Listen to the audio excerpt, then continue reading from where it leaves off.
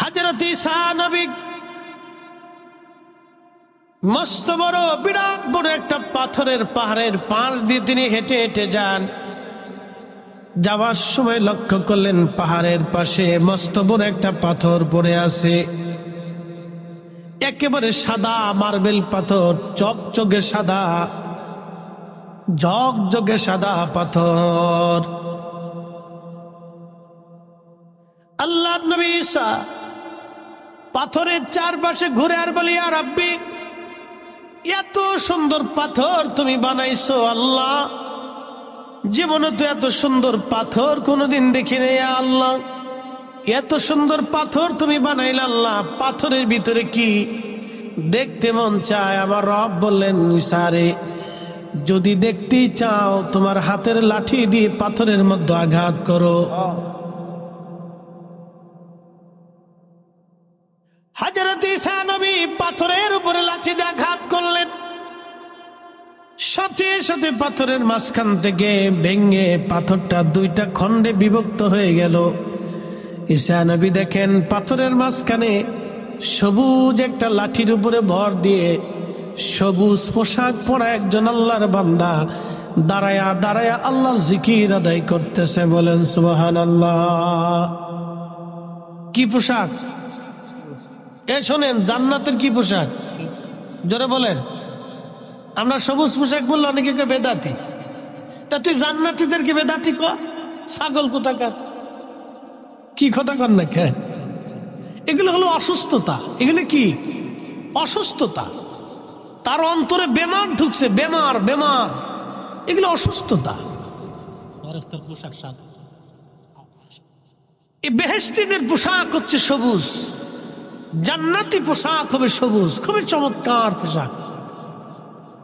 এই লোকটা পাথরের ভিতরে সবুজ পোশাক, সবুজ লাঠির উপরে ভর দিয়ে দাঁড়িয়ে দাঁড়িয়ে আল্লাহর জিকির করতেছে।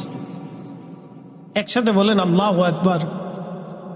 আচ্ছা, এখন প্রশ্ন করি, পাথরের ভিতরে আল্লাহ মানুষ বাঁচাইতে পারে কিনা? পারে। আমি ভুটান গেছিলাম, ভুটান আজ থেকে অনেক বছর আগে। ভারতের জলপাইগুড়ি, শিলিগুড়ি আর কুচবিহারের অনেকগুলি মাহফিল শেষ করে তো জলপাইগুড়ি জেলার একটা বর্ডার আছে জয়গানা, এখান থেকে ভুটানের বর্ডার। তো তখন ভারতীয় ভিসার মাধ্যম দিয়ে ভুটানে যাওয়ার সুযোগ ছিল, এখন কেমন হয়েছে জানি না। তো জয়গার মাহফিল শেষে মুসল্লিরা বললো, হুজুর তাহলে আপনাকে নিয়ে একটু ভুটান ঘুরে আসে। বললো চলেন, এই পাসপোর্টে ভিসাতে যদি যাওয়া যায় তো সুবিধে হলো। আমার ওরা কি ওদের পাসপোর্ট দিয়েছিল, সাপোর্ট দিয়ে নিয়ে গেল। তো নিতে নিতে নিতে নিতে বৌদ্ধ মন্দিরে নিছে, পাথরের পাহাড় কেটে চমৎকার করে মন্দির নির্মাণ করছে। বৌদ্ধ ভিক্ষু আছে, বৌদ্ধদের হুজুর, মাথা টাক, ওরা এক ধরনের পোশাক পরে, হলুদ কোয়ালিটির এই জাতীয় পোশাক ওরা পরে। তো আমি মন্দিরের ভিতরে ঢুকলাম, তা আমি জুব্বা জাব্বি গায়ে দেওয়া এরকম পোশাক পরা, আমি তখন থেকে পাগড়ি পরি, তা আমার এই রুমালের পাগড়ি ছিল। তো ভিতরে ঢোকার পরে যে প্রধান বৌদ্ধ ভিক্ষু আছে, তাদের ধর্মের প্রধান, যিনি ওই মন্দিরের দায়িত্বে আছেন, এটা জাতীয় বৌদ্ধ মন্দির, তার মানে ভুটানের বৌদ্ধদের প্রধান হুজুর আর কি। তো তিনি আমাকে দেখে মুস্কি মুস্কি হাসতেছে আর বুড়া আঙ্গুল এরকম বলতেছে, ঠিক আছে তুমি আইছো, তোমাকে সম্ভাষণ। আমি চিন্তা করলাম, তো যেহেতু বুড়াটা উঠাইছে, তার আমার জোয়ানটা উঠাইলাম কি, তা আমার বুড়াটা দেখলো, ঠিক আছে। তা আমি দেখলাম ওরা সিরিয়াল করে বসছে। আমাদের দেশের ছেলেরা কোরআন শরীফ পড়ার সময় সিরিয়াল করে বসে না? তো ওদের ধর্মগ্রন্থের নাম হচ্ছে ত্রিপিটক। ত্রিপিটক একবারে সেম আমাদের এই কোরআন শরীফের মতোই বান্ডিলিং করা আর কি। তা আমাদের কোরআন শরীফ যে রিহালের মতো রাখে, ওইরকম ওই জাতীয় আর কি, সেম রিহাল না, ওইরকম জাতীয় ওরা ওটার উপরে রাখছে, রাখে ওইরকম ত্রিপিটক পাঠ করতেছে। একজনে বাঁশি বাজায়, আরেকজনে ত্রিপিটক পাঠ করে, বাঁশির সুরে সুরে ত্রিপিটক পাঠ করতেছে। তা আমি দাঁড়িয়ে দাঁড়িয়ে অনেক সময় তাদের ত্রিপিটক পাঠ শুনলাম। ভিক্ষুরা ত্রিপিটক পাঠ করতেছে আর একজন বাঁশি বাজাচ্ছে। বলার উদ্দেশ্য হচ্ছে তারা তাদের মন্দিরটাকে স্বর্ণ দিয়ে এত চমৎকার করে কারুকার্য দিয়ে সুন্দর করে বানিয়ে নির্মাণ করে রেখেছে, অথচ আমাদের দেশে মসজিদের টাকা চাইলে অনেকে সিরা টাকা দেয়। কি কথা কর না কেন? সেও মুসলমান, সেও কি মুসলমান। আহা, বড় আফসোস তার জন্য। আল্লাহর ঘরের জন্য 10টা টাকা চাবেন, তাও সিরা টাকাও অসল, যেটা চলে না সেটা ঢুকাই দিয়ে গেছি বাক্সের ভিতরে। তার মানে সে বুঝাইতে চায় আমি আল্লাহর চাইতে বিরাট চালাক। আরে পাগল। আমাকে নিয়ে যাওয়া হলো আরো একটা পাহাড়ে, 2-2.5 ঘন্টা বেয়ে বেয়ে বেয়ে বেয়ে পাহাড়ের উপর উঠলাম। আমি বললাম এত কষ্ট করে পাহাড়ের উপরে আপনারা আমাকে নিয়ে আসলেন, কারণ কি? মুসল্লিরা বলল হুজুর একটা পাথর দেখানোর জন্য নিয়ে আসছি, পাথরটাকে বলা হয় কালা পাথর। আমি বললাম এই কালা পাথর দেখানোর জন্য কি আপনারা আমাকে আনছেন? বলে হ্যাঁ। পাথরটা ফুটবলের মতো গোল, পাহাড়ের পাশে একেবারে কিনারে পাথরটাকে আমার আল্লাহ বাঁধায় রেখেছেন, কেউ ধরে রাখে নাই। পাথরটা পাহাড়ের কিনারে একভাবে পড়ে রয়েছে, গোল একবারে কালা পাথর বলা হয়। আমি বললাম এই সাধারণ পাথর দেখানোর জন্য 2.5 ঘন্টা পর্যন্ত পায়ে হেঁটে আপনারা আমাকে উঠাইলেন। বলে হুজুর না, শুধু কালা পাথর দেখবেন না, আপনি পাথরের উপরে লক্ষ্য করে দেখেন, পাথরের ভিতরে আমার আল্লাহ একটা গাছ লাগায় রাখছে। জোরে বলেন সুবহানাল্লাহ। হায় হায়, আমি দেখি পাথরের ভিতরে একটা গাছ। এখন আপনি চিন্তা করেন তো, পাথরের ভিতরে গাছ। একসাথে বলবেন আল্লাহু আকবার। আমরা গাছ লাগাইছি কোন জায়গা? মাটিতে, আর ওখানে পাথরের ভিতরে গাছ। একটা গাছই একটা পাথরের ভিতরে, একবারে ফুটবলের মতো বিরাট বড় গোল একটা পাহাড় পাথর, এটার মাঝখানে একটা গাছ, একটা গাছ। তখন আমি আসার সময় তাদেরকে হাদিস শোনাইলাম, নুজাহাতুল মাজালিসের হাদিস, যে ঈসা রুহুল্লাহ আলাইহিস সালাম দেখতেছে পাথরের ভিতরে একজন দাঁড়ায় দাঁড়া আল্লাহ জিকির করে। জিজ্ঞেস করলেন হে আল্লাহর বান্দা, তুমি পাথরের মধ্যে করো কি? বলে আল্লাহর ইবাদত করি। কত বছর ধরে করো? বলে 400 বছর ধরে করি। বলে খাও কি? বলে দেখো ওই আঙ্গুর গাছে আল্লাহ একটা পাথরের ভিতরে আঙ্গুর গাছ লাগাইছে, ওই আঙ্গুর খেয়ে আমি 400 বছর ধরে আল্লাহর ইবাদত করতেছি। একসাথে বলা যাবে আল্লাহু আকবার? ভালো করে বুঝেন, সে আল্লাহ আসেনি? একসাথে বলেন আসেনি। মায়ের পেটের ভিতরে খাবার দেয় কে? অক্সিজেন দেয় কে? পানি দেয় কে? পুষ্টি দেয় কে? শক্তি দেয় কে? ব্রেন দেয় কে? চোখ দেয় কে? হাত পা বানায় কে? যদি আল্লাহ বানায় তাহলে দুনিয়াতে আপনার রিজিকের ফয়সালা করছে কে? একসাথে বলেন কে? এই জন্য কারো রিজিকে হাত দিতে হয় না। কথা ঠিক কেনা? কারো রিজিকে হাত দিতে হয় না, কারো রিজিক নষ্ট করতে হয় না, কারো রিজিক নষ্ট করতে হয় না, কারো রিজিকে হাত দিতে হয় না। অবৈধ আর অন্যায় ভাবে রিজিক অন্বেষণ করতে হয় না, বৈধভাবে করেন, হালাল ভাবে করেন, বৈধভাবে করেন, হালাল ভাবে করেন, অন্যায় ভাবে না।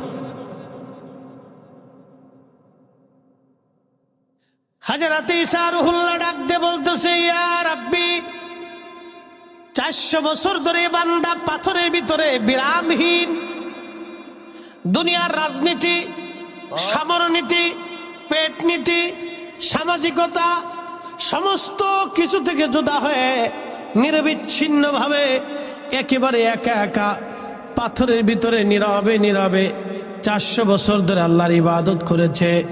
আল্লাহ এর চাইতে দামি বান্দা কি দুনিয়াতে আর আসেনি? আল্লাহ ডাক দিয়ে বলেন ও ঈসা, এর চাইতে দামি বান্দা আমি পৃথিবীর মধ্যে বানাবো। বলে আল্লাহ তারা কারা? বলে তোমার পরে একজন নবী আসবে, তিনি আখিরি নবী রাহমাতুল লিল আলামিন। আমার নবীর ওই নবীর উম্মতেরা হবে এই ব্যক্তির চাইতেও অনেক দামি। একবার জোরে বলা যাবে কি মারহাবা? আমার দিকে তাকান, আরবিতে একটা প্রবাদ আছে, শরফুল মাকিনা ও শরফুল মাকান, শরফুল মাকানে ও শরফুল মাকিন। কিছু জায়গার কারণে মানুষের দাম বাড়ে, কিছু মানুষের কারণে জায়গার দাম বাড়ে। উম্মতের কারণে রসুলের দাম বাড়ে নাই, বরং রসুলের কারণে উম্মতের দাম বাড়ছে। কথা কোন ঠিক কিনা? আমাদের দুরুদে কি নবীর দাম বাড়ে? নবীর কারণে, দুরুদ পড়ার কারণে আমাদের দাম বাড়ে। কথা ঠিক কিনা? খুব মনোযোগ দিবেন, ভালো করে বুঝবেন। তো ঈসা রুহুল্লাহ বলতেছে, ইয়া রাব্বি, আখির নবীর উম্মতেরা এত মর্যাদাশীল হবে কোন কারণে? কারণ কি? আল্লাহ ডাক দিলেন, ঈসা, আখির নবীর উম্মতেরা মর্যাদাশীল হবে। আমি আখির নবীর ভিতরে এমন এমন রাত দিব, দিন দিব, বিশেষ বিশেষ দিন, বিশেষ বিশেষ রাত আমি আল্লাহ দিব। ওই দিন রাতগুলি এই ব্যক্তির 400 বছর ইবাদতের চাইতে মহামূল্যবান হবে। তার একটা বাস্তব প্রমাণ আজকে দিয়ে যায়। আজকে জুমার দিন চলে গেল, সবাই তো জুমার নামাজ আদায় করেছেন। তো সবাই যেহেতু জুমা পড়েছেন, কিন্তু জুমার মর্যাদা আপনি বুঝে যাবেন। আজ আল্লাহর নবী বললেন, জুমার আযান যখন পড়ে যায়, ইয়া আইয়ুহাল্লাযীনা আমানু ইযা নুদিয়া লিস-সালাতি মিন ইয়াউমিল জুমআতি ফাসআউ ইলা যিকরিল্লাহি ওয়া যারুল বাই', যালিকুম খায়রুল লাকুম ইন কুনতুম তা'মালুন। একবার জোরে বলা যাবে কি মারহাবা? শোনেন, কোরআন বলতেছে, আল্লাহ রাব্বুল আলামিন কোরআনে বলতেছে, হে ঈমানদার, জুমার নামাজের আযান যখন পড়ে যায়, বেচা বিক্রি, ব্যবসা বাণিজ্য, জমি জমা, সন্তান সন্ততি সব তুমি ছেড়ে দাও। সব কিছু ছেড়ে দিয়ে তুমি জুমা আদায় করার জন্য মসজিদের দিকে তুমি ধাবিত হয়ে যাও। কিন্তু আল্লাহর নবী আরো বললেন, মসজিদে যাওয়ার জন্য ওযু গোসল করার পরে সুন্দর পোশাক পরে তুমি যখন রওনা করবা, পায়ে হেঁটে হেঁটে, পায়ে হেঁটে হেঁটে, পায়ে হেঁটে হেঁটে হেঁটে হেঁটে তুমি মসজিদে যাবা। মসজিদে যখন গেলা, মসজিদে যাওয়ার পরে ইমাম সাহেবের কাছাকাছি বসলা, খুব আদব এবং ইখলাসের সাথে বসে খুতবা শুনলা এবং জুমার নামাজ আদায় করলা। আল্লাহর হাবিব বলতেছেন, আমার উম্মতেরা তোমরা শুনে নাও, ওই জুমা আদায় করে আদব ইখলাসের সাথে মসজিদ থেকে বের হয়ে পায়ে হেঁটে হেঁটে হেঁটে হেঁটে তুমি বাড়ি চলে আসলা। আল্লাহ খুশি হয়ে প্রত্যেক কদমে কদমে কদমে কদমে 1 বছরের সারা বছর ইবাদত করলে যেই নাকি, এবং সারা বছর রোজা রাখলে যেই নাকি হবে, প্রত্যেক কদমে কদমে 1 বছরের নেকি বান্দার আমল নামায় আল্লাহ লিখে দিবে। একবার জোরে বলা যাবে কি আল্লাহু আকবার? আমার দিকে তাকান, খুব মনোযোগ দিন। ওই ব্যক্তি পাথরে ইবাদত করছে কত বছর? একসাথে বলেন, কত বছর? আর আপনি এখানে প্রত্যেক কদমে নেকি পাবেন কত বছরের? 1 বছর। প্রত্যেক কদমে নেকি হবে কয় বছর? তাহলে আপনার বাড়ি থেকে মসজিদ যদি 400 কদম হয়, তাহলে কত বছরের নেকি হলো? না, একসাথে বলেন। আর আসতে যদি আরো 400 হয়, তাহলে কত হলো? তাহলে আপনি এক জুমাতে 800 বছরের নেকি। আর সে 700 বছর ধরে ইবাদত করে যা পাইছে, আপনি এক জুমাতে তার সাথে ডাবল হয়ে গেছেন। একসাথে বলা যাবে আল্লাহু আকবার। ঈসা আলাইহিস সালামকে, আল্লাহ আমার ওই নবীর উম্মত বানাই দাও, আমার ওই নবীর উম্মত বানাই দাও। ঈসা রুহুল্লাহ বলতেছে, আল্লাহ আমাকে ওই নবীর উম্মত বানাই দাও। আমাদের দাম কত, কত মর্যাদা আল্লাহ আমাদেরকে দিয়েছেন, কিন্তু নিজেরটা নিজে বুঝি না। আমাদের দেশের মেয়েরা নিজের সম্মান নিজে বোঝে না। যেই মেয়ে তার নিজের সম্মান না বোঝে, ওই মেয়ে অর্ধলঙ্গ হয়ে রাস্তা দিয়ে ঘুরে আর পোলাপানে পিছন দিয়ে শীষ বাজায়। বিয়ে করার সময় ঠিকই পোলাপান খুঁজে কোন মেয়েটা ভদ্র, কোনটা সভ্য, কোনটা এই বোরকা সুরকা পুইরা এই পর্দা ভূষিতের সাথে চলছে। বিয়ে করার সময় এইটা তালাশ করে, কিন্তু সুলা কলা তালাশ করে। এই কথা কর না কেন? বিয়ে করার সময় কোনো ছেলে সুলা কলা তালাশ করে না, ওটা একবারে ঢাকনেওয়ালাটা তালাশ করে। কিন্তু ওই মেয়ে বুঝে না যে আমার এই সুলা কলা কেউ পছন্দ করে না, ও মেয়ে বুঝে না, ও তার নিজের ইজ্জত নিজে বুঝে না। তা আমরা মুসলমান, আমরা আমাদের কত দাম, আমরা আমাদের সম্মান নিজেই বুঝি না।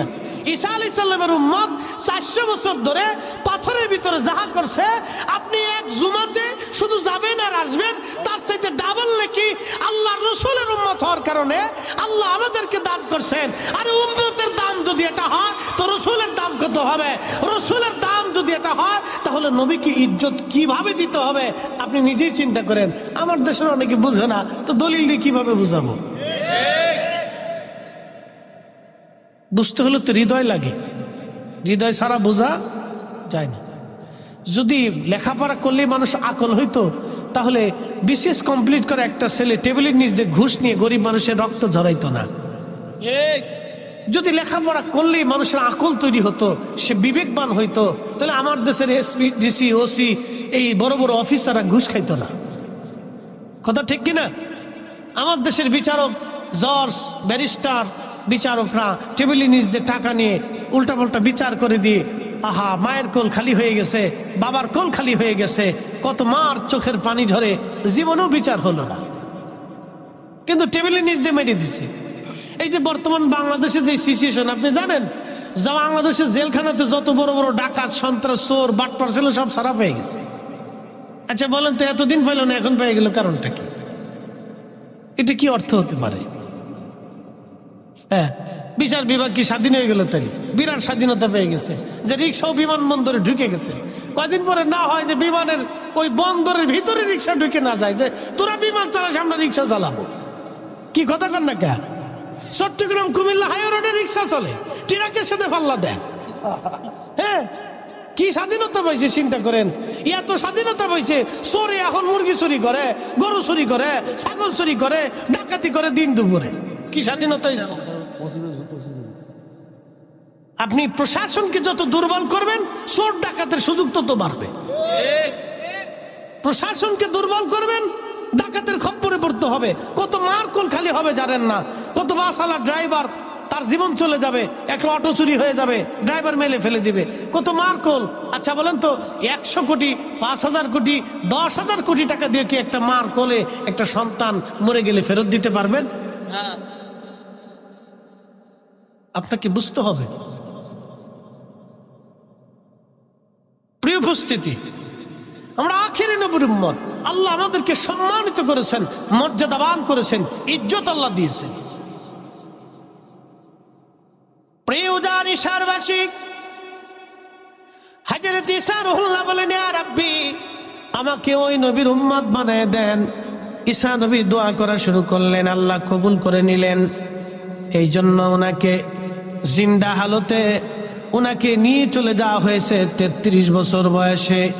উনি শাদী করেন নাই, বিয়ে করেন নাই। 33 বছর বয়সে আসমানে উঠিয়ে নিয়ে যাওয়া হলো। উনি এখন 4র্থ আসমানে ওই অবস্থায় আছেন, 6ষ্ঠ আসমানে ওই চতুর্থ আসমানে ওইভাবে আছেন। হযরত ঈসা রুহুল্লাহ 4র্থ আসমান থেকে তিনি কিয়ামতের আগে নেমে আসবেন। 2 ফেরেশতার কাঁধে ভর দিয়ে বর্তমানে বাইতুল আকসা, এই বাইতুল আকসার আগে নাম ছিল আসকালান। এই বাইতুল আকসার যে গাজাতে এখন যুদ্ধ হয়, এই গাজার আগে নাম ছিল আসকালান। এই গাজাটা ছিল একটা ব্যবসায়িক এলাকা, ব্যবসায়িক কেন্দ্র। হযরতে সুলাইমান আলাইহিস সালাতু ওয়াস সালামের বিরাট বড় রাজদরবার ছিল এখানে। সুলাইমান আলাইহিস সালাতু ওয়াস সালামের বিরাট বড় রাজদরবার ছিল এখানে, বিরাট বড় রাজদরবার। এই বিরাট বড় রাজদরবারকে কেন্দ্র করে সুলাইমান আলাইহিস সালাম তিনি খুব মনোযোগ দিবেন। পৃথিবীর মানুষদেরকে তিনি শাসন করতেন, জিনদেরকে তিনি শাসন করতেন, পাখি কুলকে তিনি শাসন করতেন, এবং কি সমুদ্রের প্রাণীদেরকে তিনি শাসন করতেন, স্থলচর, জলচর, উভয়চর এবং জিন সাম্রাজ্যকে তিনি শাসন করতেন। আল্লাহর নবী সুলাইমান আলাইহিস সালাতু ওয়াস সালাম এই বাইতুল আকসার গাজা, যেখানে হাজার হাজার লক্ষ লক্ষ টন বোমা নিক্ষেপ করা হয়, পোড়া অঞ্চলটাকে আজকে ধ্বংসস্তূপ বানানো হয়েছে। হাজার হাজার মা, হাজার হাজার বোনেরা তাদের বাচ্চাকে শহীদ হয়েছে। কত মায়ের কোল তারা খালি করে দিয়েছে, কত মুসলমানের জীবন তারা কেড়ে নিয়েছে। কিন্তু এখনো পর্যন্ত গাজার মুসলমান এখনো পর্যন্ত তারা কাফেরের কাছে মাথা নত করে নাই। একবার জোরে বলা যাবে কি আল্লাহু আকবার। নারী সমাজ, আমার দেশের বেটিটা বুরকা পরে না। আর গাজার নারীদের দিকে তাকাবেন, স্বামী শহীদ হয়েছে, সন্তান শহীদ হয়েছে, নারী বুরকা ছাড়ে না, হেজাব ছাড়ে না। কি কথা কন না কেন? হেজাব ছাড়ে না। আর আমাদের দেশের হেজাব হয়েছে সিস্টেম উল্টিয়ে, সেরি প্যান্ট পরে শার্ট গায়ে দেয় আর মাথায় হেজাব পড়ছে। ঢাকা গুলশান বনানী ধানমন্ডিতে গেলেই পাগল পাবেন। আমি পাগল প্রথম দেখছিলাম ইন্ডিয়াতে, কলকাতায় মাহফিল করে, তো চিন্তা করলাম শাহ সুফি ফতে আলী রসুলের রহমতুল্লাহ মাজার জিয়ারত করে আসি। ফুরফুরার হুজুরের মাজার জিয়ারত করার আগে ফতে আলী রহমতুল্লাহ মাজার শরীফ জিয়ারত করার জন্য আমি রওনা দিছি। তো বাসের মধ্যে উঠছি, উঠার পরে দেখি এক ভদ্র মহিলা উঠছে, মুসলমান, জিন্সের প্যান্ট পরা, শার্ট পরার, মাথায় হেজাব বান্ধা। আমি পিছিয়ে বসে বসে হাসি আর ওরে পাগল, এটা কোন সিস্টেম হলো? বেডি হেজাব বানছে, প্যান্টও পরছে জিন্সের, গায়ে দিছে শার্ট, আবার মাথায় বানছে হেজাব। সিস্টেম হলো একজনের লুঙ্গি খুলে মাথায় পাগড়ি বেঁধে ফেলাইছে। লুঙ্গি খুলে মাথায় পাগড়ি বানলে যা হয়, জিন্সের প্যান্ট পরে শার্ট গায়ে দিয়ে মাথায় হেজাব বানলে তাই হয়। কি কথা কন না কেন? একই রকম, কোন সিস্টেম উল্টে নেই। অথচ ফিলিস্তিনের নারীরা মা শহীদ হচ্ছে, বাবা শহীদ হচ্ছে, বাচ্চা শহীদ হয়েছে, ভাই শহীদ হয়ে গেছে, নিজে শহীদ হয়েছে, হেজাব সারে নাই। একসাথে বলবেন আল্লাহু আকবার। ওরাও নারী, আমরা দেশেও নারী। ওদের নারী এক জায়গায় দাঁড়া করাবেন, আর আমাদের বাংলাদেশের 1000 নারী এক পাশে দাঁড়া করাবেন। কি কথা খারাপ কিছু ভাই? আমি ওই না দীক্ষা তো কত কথা বলি নেই, আমি পৃথিবী ঘোরা মানুষ, খুব মনোযোগ দিবেন। আমাদের বাংলাদেশের 1000 বেডি এক জায়গায় করবেন, 1000 সেরি এক জায়গায় করবেন, আর ফিলিস্তিনের একজন নারী একটা মেয়েকে আর এক জায়গায় দাঁড়া করাবেন। 1000 মেয়ের সৌন্দর্য থেকে ফিলিস্তিনের একটা মেয়ের সৌন্দর্য আরো বহুগুণে বেশি হবে। ওরা এত সুন্দরী, ওরা হযরতে সাইয়্যিদুনা ইব্রাহিম আলাইহিস সালামের বংশধর। ওখানে 70,000 নবী ওখানে বসবাস করেছে, 70,000 নবী ওই বাইতুল আকসাতে নামাজ পড়েছে। ওরা সেই রক্তের, সেই বংশের সন্তান। ওরা দেখতেও সুন্দর, ঈমানেও সুন্দর, ইয়াকিনে সুন্দর, আমলে সুন্দর, তেলাওয়াতে সুন্দর, ওরা ঈমানেও সুন্দর। একসাথে বলা যাবে না আল্লাহু আকবার। আর আমরা দেশের বিদ্যা খালি ছাগল চড়ায়, খালি ছাগল চড়ায়। কি কইতাম কইলাম আল্লাহ।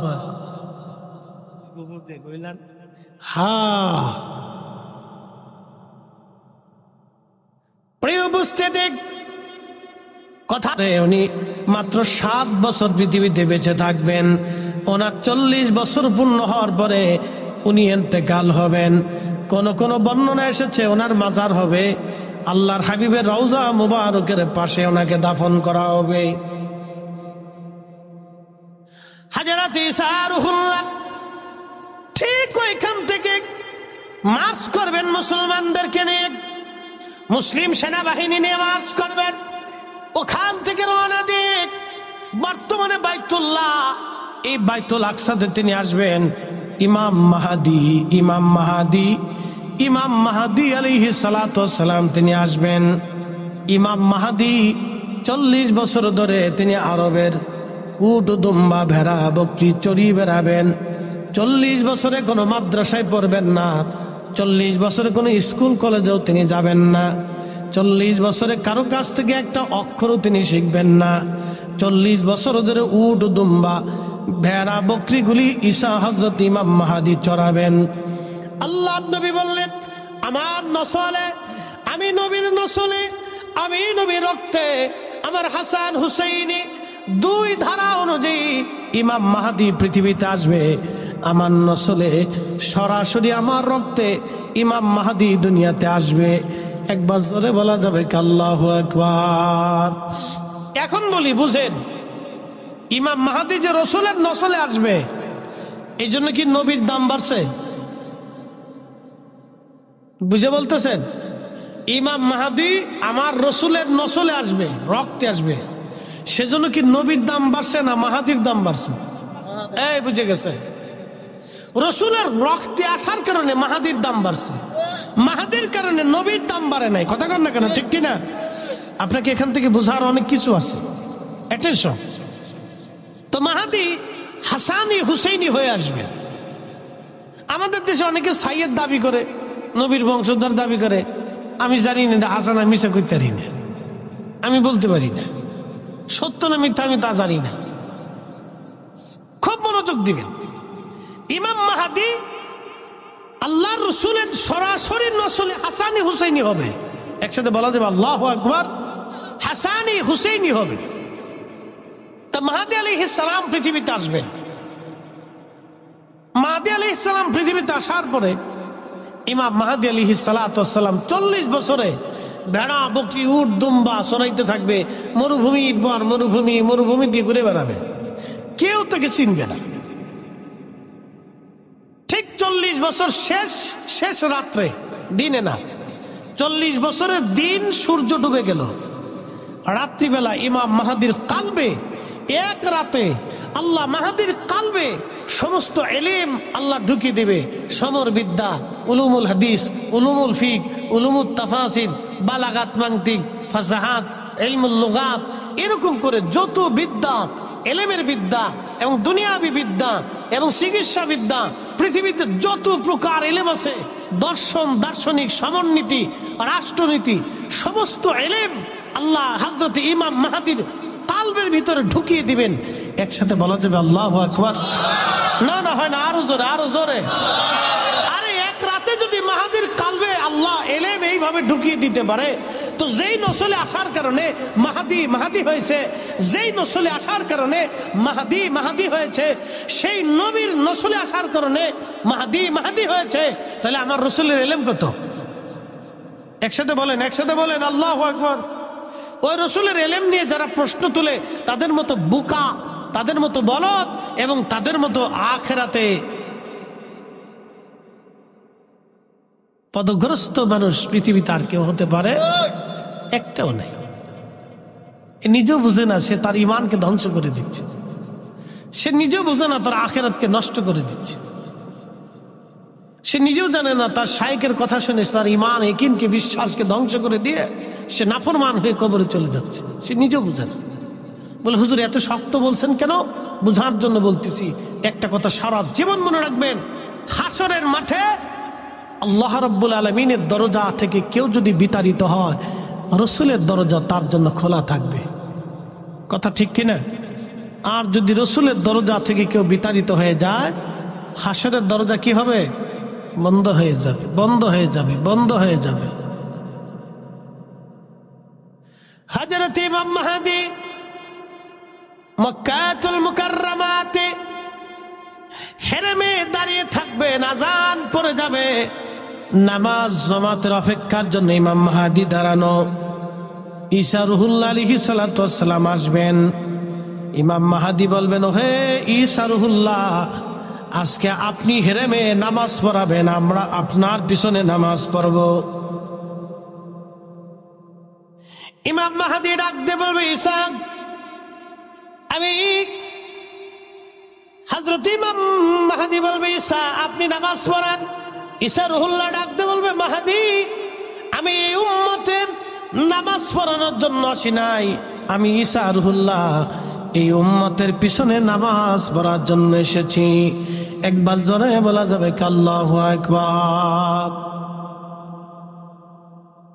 আমি যদি আরব হতাম, মদিনারি পথ, সেই পথ দিয়ে হেঁটে যাইতেন নূর নবী হযরত, নূর নবী হযরত। ঠিক কিনা? উজানি শহরবাসী মনোযোগ দিবেন। হযরত ইমাম মাহদী ডাক দিয়ে বলবে, ঈসা আপনি নামাজ পড়ান। হযরত ঈসা বলবে, মাহদী আপনি নামাজ পড়ান, এই উম্মতের পিছনে নামাজ পড়ার জন্য আমি আসছি। এই উম্মতকে নামাজ পড়ানোর জন্য আমি আসি নাই, ইমাম হওয়ার জন্য আসি নাই। আজকে আপনি নিজে ইমাম, আমি আপনার মুসল্লি। কি বুঝলেন? উম্মতের দাম কত? একসাথে বলবেন আল্লাহু আকবার। আমার দিকে তাকান, আমার দিকে তাকান। উম্মতের দাম কত? কত অনেক। আপনি জানেন এই উম্মত হওয়ার জন্য নবীরা বাসনা করছিল। নবুয়তের দাম কত? সারা পৃথিবী বিক্রি করলেও একটা নবুয়ত পাবেন।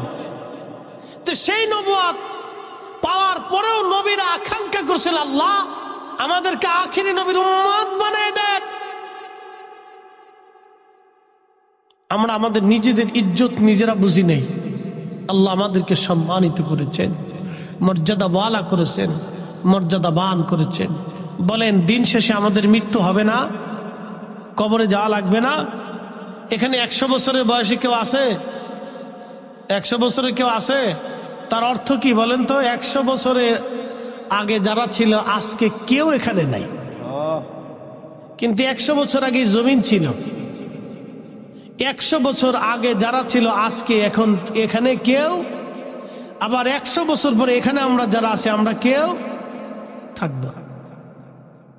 বুঝে নেন, এই 100 বছর পরে আমরা এখানে আজকে যারা বসে আছি, এই 100 বছর পরে আমরা মাটির সাথে মিশে যাব। এটা বুঝে যাবেন এখান থেকে। 100 বছর আগে যারা ছিল সবাই এই মাটির সাথে মিশে গেছে। 100 বছর পরে ঠিক আমরা এরকম মাটির সাথে মিশে যাব। আমাদের কোনো অস্তিত্ব থাকবে না, আমার জাহিরিন থাকবে না, আমার বাড়িতে প্রদীপ জ্বালানোর কেউ থাকবে না, যে ঘরটা আপনি নির্মাণ করেছিলেন এটাও থাকবে না, আপনি যে বাগান বাড়ি করেছিলেন এটাও হবে না, আপনার ভিটাও নিশ্চিহ্ন হয়ে যাবে, আপনার সেই খাট পালঙ্ক আসবাবপত্র এগুলো হারিয়ে যাবে। ছেলে নাতিপুতিরা বিক্রি করে দিবে, বলে এগুলো পুরানো হয়ে গেছে, এগুলো আর চলে না। ওটা বিক্রি করে দিবে, নাহলে ভেঙে ফেলে দিবে, না কাঠ বানায় পুড়িয়ে ফেলবে। এটা আর চলে না, এটা দাদাও বুড়া হয়ে গেছে, দাদার এই মালু বুড়া হয়ে গেছে।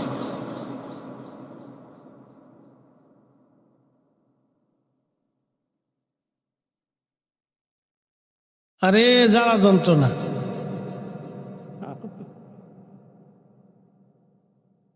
এগুলো ডিস্টার্ব হবে, দরকার নাই, বাদ দেন। যত আধুনিকতা তত অসুবিধা। পৃথিবী যত আধুনিক হচ্ছে ততই মানুষ বেঈমান হয়ে যাইতেছে। কথা কর না কেন? তত মানুষ কি হচ্ছে? বেঈমান হয়ে যাচ্ছে, নাফরমান হচ্ছে, চোর হচ্ছে, বাটপার হইতেছে, সিটারি বাড়তেছে। উড়ে সিটার কারে কয়? কত কোয়ালিটির সিটার যে আছে, সিটারই কোনো শেষ নেই। টুপি মাথায় দিয়ে বাইতুল মোকাররমে ব্যবসা করে, আল্লাহর কাছে মাল ভালো নিয়ে আসার পরে ধুয়ে ধুয়ে একবারে কাপড়ের রং উঠে শেষ হয়ে গেছে।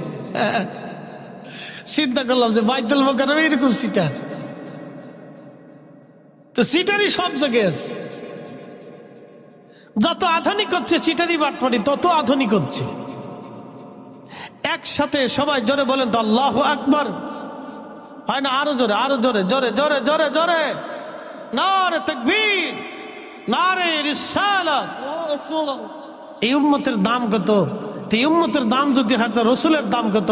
তাহলে আল্লাহর পরে রসুলের স্লোগান দরকার আছে কিনা? নাই। কথা বলেন আছে? এখন এই স্লোগানকে কেউ যদি বাদ দিতে চায়, সবাই বাদ দিল, আমরা দিতে পারবো স্লোগান। নবীরটাও চলবে, আল্লাহরটাও চলবে। কথা ঠিক কিনা? আল্লাহর স্লোগানের পরে আল্লাহ রসুলের স্লোগান চলবে। জমিন কার? আসমান কার? এই জমিন আসমান আল্লাহ বানাইছে কার জন্য? রসুলের জন্য। তাহলে আল্লাহর স্লোগানের পরেই আমার রসুলের স্লোগান চলবে, ঠিক কিনা? আল্লাহ বলছেন ইয়া আইয়ুহাল্লাযীনা আমানু, হে ঈমানদার ঈমান আনো, হে ঈমানদার আমিনু ঈমান আনো, আমানু আমিনু বিল্লাহি বিল্লাহি ওয়া রাসূলিহি। বিল্লাহির পরে আল্লাহর সাথে সাথে আল্লাহর পরেই তার রসুলকে বসিয়ে দিয়েছেন। আল্লাহর পরেই সাথে সাথে আল্লাহ তার রসুলকে বসিয়ে দিয়েছেন। বিল্লাহি ওয়া রাসূলি, আল্লাহর উপরে মানার সাথেই রসুল মেনে নাও। এই জন্য আল্লাহর কোরআন বলেছে ইয়া আইয়ুহাল্লাযীনা আমানু, হে ঈমানদার, আতিউল্লাহ আল্লাহর ইত্তেবা করো। সাথে সাথে আল্লাহ আবার বলে দিয়েছেন ওয়া আতিউর রাসূল, আল্লাহটা যেমনে করবা রাসূলেরটা অমনে করবা। আল্লাহকে যেমনে ঈমান আনবা রাসূলের উপর অমনে ঈমান আনবা। আল্লাহ যেমনে মানবা রাসূলকে অমনেই মানবা। একসাথে বলা যাবে মারহাবা। কারি কোরআন তেলাওয়াতের পরে দুইটা শব্দ উচ্চারণ করে সাদাকাল্লাহুল মাওলানাল আযীম ওয়া সাদাকা রাসূলুহুন নাবিয়্যুল হাবিবুল কারীম। আল্লাহ নিজে সত্য বলেছেন, আল্লাহ মিথ্যা বলেন নাই। ওয়া সাদাকা রাসূলুহুন নাবিয়্যুল হাবিবুল কারীম, আমার রাসূল সত্য বলেছেন। আল্লাহ সত্যবাদী, আমার রাসূল সত্যবাদী। আচ্ছা বলেন, জীবনে 63 বছরের জীবনে ভুলেও আল্লাহর নবী কোনোদিন কি একটা মিথ্যা শব্দ উচ্চারণ করেছেন? বলেও কি কোনোদিন আল্লাহর নবী কাউকে একটা বকাঝকা দিয়েছেন? বলেও কি ঠাট্টার ছলে রাসূল কারীমের জবান থেকে কখনো কি ফাহিশা কথা বের হয়ে গেছে? আল্লাহর নবী কখনো ভুল করেন নাই, ভুলে যান নাই। আল্লাহ কিছু কিছু সময় তাকে ভুলাই দিতেন।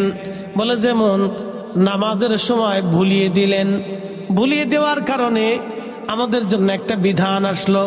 এই বিধানের নাম হলো সহু সেজদা। যদি আল্লাহ তার রসুলকে ভুলিয়ে না দিতেন তাহলে সহু সেজদা হতো না। নবীজিকে আল্লাহ ভুলিয়ে দিলেন, ভুলিয়ে দিয়ে আল্লাহ সহু সেজদার বিধান নিয়ে আসলেন। উজানি ইশারাবাসী, এই জন্য কথা মনে রাখবেন, আল্লাহ মানলে নবী মানা হয়ে যায়, আর নবী মানলে আল্লাহ মানা হয়ে যায়। কেউ যদি বলে আমি আল্লাহ মানি, তাহলে অবশ্যই আগে নবী মানা লাগবে। কেউ যদি বলে আমি নবী মানি, তাহলে অবশ্যই তাকে আগে নবী মানতে হবে। রসুল মানলে আল্লাহ মানা হয়ে যায়, নবী মানলে আল্লাহ মানা হয়ে যায়। এই জন্য আমরা রসুল রসুল বলি, নবী নবী বলি, নবীর শান বর্ণনা করি। ঈদে মিলাদুন নবীর মাহফিল আমরা করি।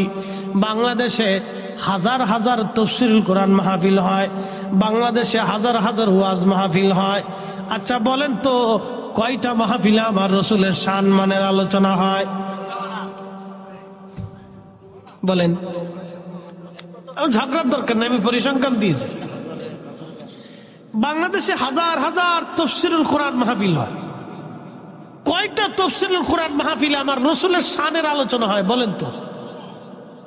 অথচ বিশ্ববিখ্যাত ইমামরা রসুলের শানে লিখতে লিখতে লিখতে লিখতে কলমের কালি শেষ করে ফেলছে। একসাথে বলবেন মারহাবা। কাজী নজরুল আমার রসুলের শানে লিখতে লিখতে, তিনি তো কোনো আলেম ছিল না। কাজী নজরুল কি কোনো আলেম? সে কি শাইখুল হাদিস, মুফতি আজম, মুনাজারে মিল্লাহ? সে জীবনে মক্তবে কোন রকম কোরআন তেলাওয়াত শিখছে, আর আন্ডার ম্যাট্রিক আমার রসুলের প্রশংসা লিখতে লিখতে 4500 কবিতা লিখে ফেলছে। একসাথে বলবেন না মারহাবা। আর জীবনে শেখ সাদি হতে পারতো না। শেখ সাদির নাম জীবনে কেউ মুখেও আনতো না। শেখ সাদির নাম জীবনে কেউ মুখে আনতো না। একটা নাত ওনার জীবনকে ধন্য করেছে, একটা নাত। বালাগাল উলাবি কামালিহি কাশাফাত তুজা বিজামালিহি হাসনাত জামিউ খুসালিহি। সাদিয়ার লিখতে পারে না, সাদিয়ার লিখতে পারে না। চিন্তায় চিন্তায় চিন্তায় চিন্তায় সাদি ঘুমিয়ে পড়েছে। স্বপ্নের ঘরে দেখে রে রাহমাতুল লিল আলামিন শেখ সাদির ঘরে তশরিফ এনেছে। জোরে বলবেন কি মারহাবা।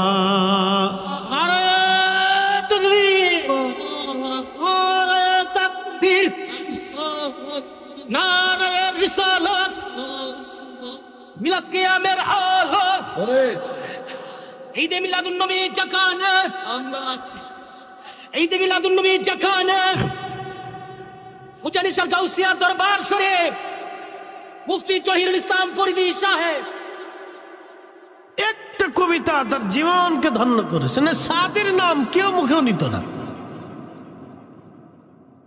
সাদিকে যিনি কবুল করেছেন তিনি আরশের মুআল্লার অধিপতি রব্বে করিমের হাবিব।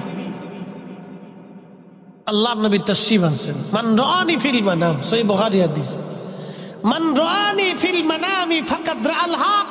উম্মত রে, স্বপ্নে যদি দেখো তো বাস্তবে আমি নবী দেখছো। একসাথে বলবেন আল্লাহু আকবার। আমাদের দেশের একজন মুহাদ্দিস কয়েকদিন আগে বললেন যে রসুল দেখলে জান্নাতে যাওয়া যাবে এমন কোন হাদিস ওনাদের কাছে নাই। আপনারা তো নাউজুবিল্লাহ কইছেন, কিন্তু ওনাদের অনুসারীরা সুবহানাল্লাহ কইছে। তাহলে বুঝলেন ইমানের ভিতরে ফেরাক আছে না নি নাই? কথা কন না কেন? মুসল্লিদের ভিতরেও ইমানের ফেরাক। আপনি নাউজুবিল্লাহ বলছেন, ওনাদের মুসল্লি সুবহানাল্লাহ কইছে। হ্যাঁ হুজুর ঠিক কইছে। হুজুর কি কইছে? ঠিক বলছে। হুজুর কি বলছে? ঠিক বলছে। মানে হুজুর যদি রসুলের বিরুদ্ধে বলে তাও ঠিক, নবীর সাথে বেয়াদবি করে এটাও ঠিক, হুজুরই ঠিক বলছে। তার মানে রসুলের চাইতে হুজুরকে প্রাধান্য, নবীর চাইতে হুজুরই ঠিক। এটা ওনাদের দৃষ্টিকোণ থেকে। আল্লাহ আল্লাহ তাদেরকে হেদায়েত করুক, বলেন আমিন। যদ্দুর বলেন আল্লাহুম্মা সাল্লি আলা মাওলানা মুহাম্মদ ওয়ালা। আরে তোর মাইকে দূরের থেকে টানে না, আমার অনেক কষ্ট করতে হইতেছে ভাই। তোমার বললাম একটু টোন কমায় সাউন্ডটা বাড়াই দাও, বক্সেরটা একটু বাড়াই দাও, মনোযোগ দিয়ে। তাদের দৃষ্টিতে হুজুরই ঠিক, আল্লাহ নবী ঠিক না। আচ্ছা এখন আপনাদেরকে বুঝাই, আমার দলিল লাগবে না, আমি পরিসংখ্যান থেকে বুঝাই দিচ্ছি। আবু বকর রাদিয়াল্লাহু আনহুর দাম কি? আবু বকর নিজের দিয়ে না নবী দিয়ে? উসমানের দাম, ওমরের দাম, আলীর দাম, ফাতেমার দাম, হাসান হুসেনের দাম, সব সাহাবীদের দাম। সাহাবীরা কেন সাহাবী হইল? রসুল করিমের সোহবতে বসে ইমানের সাথে নবীকে দেখার জন্য সাহাবীরা জান্নাতি। কথা কন না কেন? এজন্য বলেন নবী দেখে ইমানের সাথে রসুল দেখার কারণে সাহাবীরা কি জান্নাতি। এমনও সাহাবীর জীবনে গেছে যে নামাজ পড়তেও পারে নাই, এক ওয়াক্ত নামাজও পায়নি। বলে কেমন? তার একজন দুইজন সাহাবীর নাম বলে দিয়ে যায়। একজন সাহাবীর নাম হযরতে ইয়াসার রাদিয়াল্লাহু আনহু, নামাজ আসার আগেই উনি শহীদ হয়ে গেছে। আরেকজন সাহাবীর নাম সুমাইয়া রাদিয়াল্লাহু আনহা, সালাত আসার আগেই ওনাদেরকে শহীদ করে দেওয়া হয়েছে। জীবনে নামাজ পান নাই, রোজা পান নাই, হজ পান নাই, যাকাত পান নাই। ইসলামের চারটে বেনা হযরত ইয়াসারের জীবনে হয় নাই, হযরত সুমাইয়া রাদিয়াল্লাহু আনহার জীবনে হয় নাই। শুধু নবী দেখে ঈমান আনার কারণে হাত জান্নাতি জান্নাতি। একসাথে বলা যাবে না আল্লাহু আকবার। আপনি রসুল দেখা এত সহজ করেন কেমনে? দলিলে নাই, উনি খালি দলিল তালাশ করেন। মানে আকলের ভিতরে কি কুত্তায় পেশাব করে দিছে? আকলে কুকুরের পেশাব না করলে কথা কি বলে? কোরআন কি বলতেছে? রাদিয়াল্লাহু আনহুম ওয়া রাদু আন যালিকা লিমান খাশিয়া রাব্বাহ। আল্লাহর কোরআন শরীফে আমার রব আমার আল্লাহ বলে দিলেন রাদিয়াল্লাহু আনহুম ওয়া রাদু আন, আমি আল্লাহ তাদের উপরে রাজি, তারাও আমি আল্লাহর উপরে রাজি। এজন্য আমি আল্লাহ তাদের উপরে রাজি। যালিকা লিমান খাশিয়া রাব্বাহ, তারা আল্লাহকে ভয় করত, এই জন্য আমি আল্লাহ তাদের উপরে রাজি। জোরে বলা যাবে কি মারহাবা?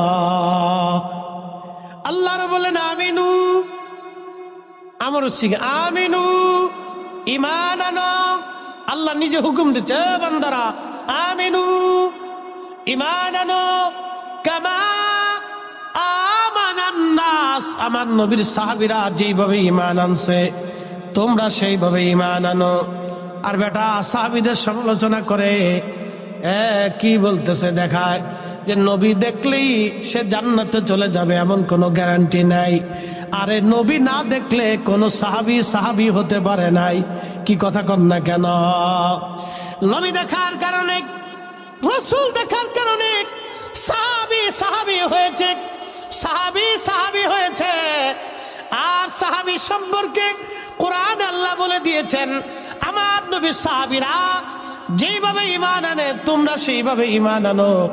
রাসূল আরো বলে দিলেন, আল্লাহ আল্লাহ ফি আসহাবি, আল্লাহ আল্লাহ ফি আসহাবি, তোমরা আমার সাহাবীদের ব্যাপারে আল্লাহকে ভয় করো, আমার সাহাবীদের ব্যাপারে আল্লাহকে ভয় করো। লা তাত্তাখিদুহুম গরাদাম মিন বাদি, আমার ইন্তেকালের পরে আমার কোন সাহাবীর সমালোচনা করবে না, মন্দ বলবে না, গালি দিবে না, তাদের ত্রুটি বিচ্যুতি খাতাগুলি বের করে করে ধরে ধরে সমালোচনা করবে না, তাদের ত্রুটি অন্বেষণ করবে না। মান হাব্বাহুম ফাবিহুব্বি হাব্বাহুম ওয়া মান আবগাদাহুম ফাবিবুগদি আবগাদাহুম। আল্লাহর নবী বলেন, আমার কোন সাহাবীকে ভালোবাসলে আমি নবীকে ভালোবাসা হবে, আমার কোন সাহাবীকে গালি দিলে আমি নবীকে গালি দেওয়া হবে, আমার কোন সাহাবীর মন্দ বললে আমি নবীর মন্দ বলা হবে। একসাথে বলবেন আল্লাহু আকবার। তো সাহাবীর ইজ্জত কেন হলো? নবী দেখার কারণে। জোরে বলেন কি দেখার কারণে? জোরে বলেন কি দেখার কারণে? নবী দেখার কারণে তারা রাদিয়াল্লাহু আনহু হয়েছে। আরে রাসূল দেখার কারণে, নবী ঈমানের সাথে নবী দেখার জন্য যদি তারা রাদিয়াল্লাহু আনহু হতে পারে, তাহলে এই জমানাতে স্বপ্নে যদি কেউ রাসূলকে দেখে তাহলে আল্লাহ তার জীবনের গুনাহ মাফ করে দিবে। কথা বলেন ঠিক কিনা? এটা রাসূলের আলাদা ইজ্জত। বলে দলিল নেই। আপনি এত দলিল দরকার কি? আপনার কি বিবেক কি মরে গেছে না কুত্তায় পেশাব করে দিছে? হ্যাঁ, এত দলিল তালাশ করেন, কারণটা কি? সারা দুনিয়ার কোরআন হাদিসের এত দলিল খুঁজে পান না, না বুঝে পান না, সারা বছর বলে খালি মুহাদ্দিসগিরি করছে। কি হাদিস পড়েছে আল্লাহ জানে। সাদা কোথার থেকে পড়ছে তাও বুঝি না, কোথায় পড়ায় তাও বুঝি না। সমালোচনা করলে বলবে যে হুজুর আপনি বেশি বলে ফেলতেছেন। আপনি রাসূলের ইজ্জতের চাদরে টান দিবেন আর আমি মুখ বুঝে কুলুপ বুঝে চুপচাপ বুঝে থাকলে এটা কি ঈমানের পরিচয় হয় নাকি? কি কথা বলেন ঠিক কিনা? এটা কি ঈমানের পরিচয় হয়? আমরা রাসূলের উম্মত, দিন শেষে কিয়ামতের ময়দানে আল্লাহ রাসূলের সামনে সবাইকে দাঁড়াতে হবে। বলেন রাসূলের সামনে ছাড়া জান্নাতে যাওয়ার ব্যবস্থা আছে? যদি থাকে আমাকে দলিল দেখান যে রাসূল ছাড়া আপনি জান্নাতে যাবেন, আমার একটা দলিল দেখান।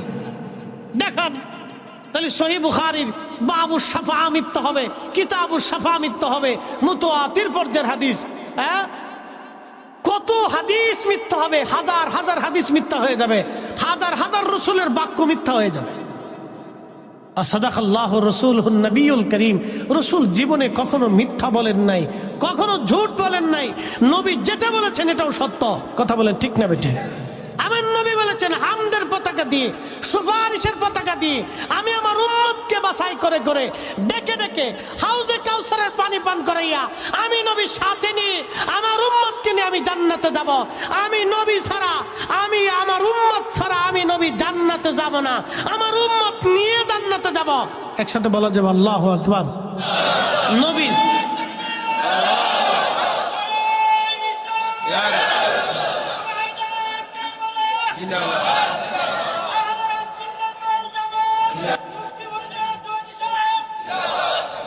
আমার দিকে তাকান। তাহলে রাসূল ছাড়া জান্নাতে যাওয়ার কোনো ব্যবস্থাপত্র আছে? কোনো প্রেসক্রিপশন আছে? কোনো সুযোগ আছে? কোনো রাস্তা নেই। তো কিয়ামতের ময়দানে